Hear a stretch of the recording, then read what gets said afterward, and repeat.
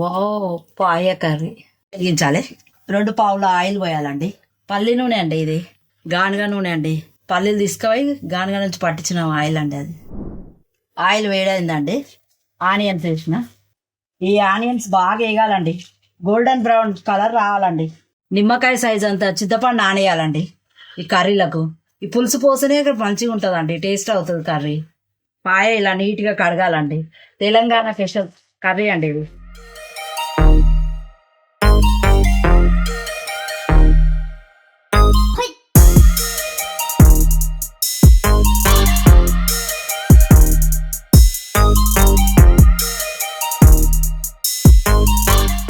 ఇది మంచిగా ఉంటే మంచి టేస్ట్ అవుతుందండి. 1 స్పూన్ పసుపు వేయాలండి.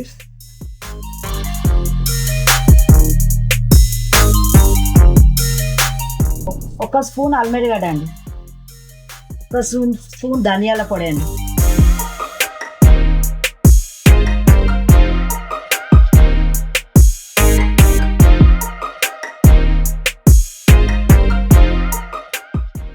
బాగా పట్టాలండి.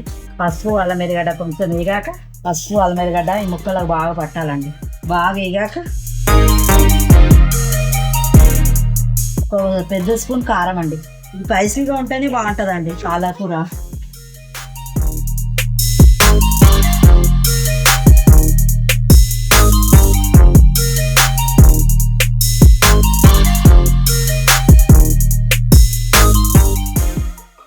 ఒకటిన్నర స్పూన్ ఉప్పు అండి.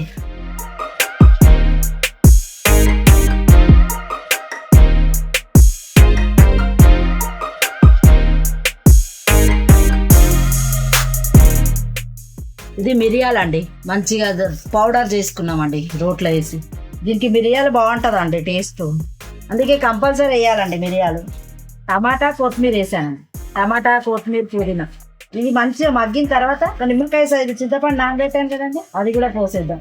ఈ కర్రీ మా ఆయనకు ఎంతో ఇష్టం అండి, అది నేను చేసి ఇంకా చాలా ఇష్టం అండి. అందుకే ఆయనకు తినాలనిపించినప్పుడల్లా తీసుకొస్తాడండి.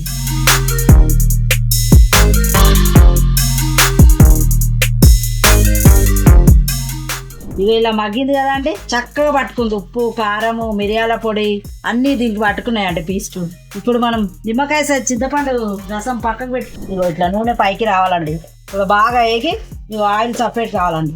ఇవి అయితే టేస్ట్ అవుతుందండి కర్రీ. ఇట్లా ఆయిల్ పైకి రావాలండి.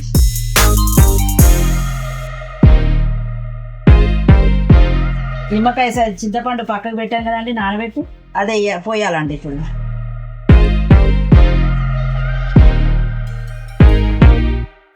ఈ పాయ బాగా ఉడికితేనే టేస్ట్ వస్తుందండి.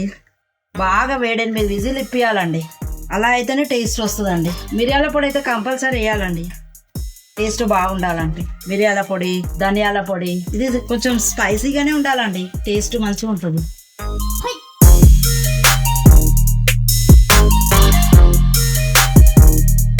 ఈ టైంలో కొంచెం ఉప్పు, కారం చెక్ చేసుకోండి. ఏమైనా తక్కువ ఉంటే వేసుకోండి. నాకైతే కరెక్ట్గా సరిపోయాయండి అన్ని. కొన్ని వాటర్ పోస్తున్నాను, ఎందుకంటే బాగా ఉడకబెడుతున్నాను కదండి. కుక్కర్ మూత పెడదామండి. 7-8 విజిల్ ఇప్పిద్దామండి.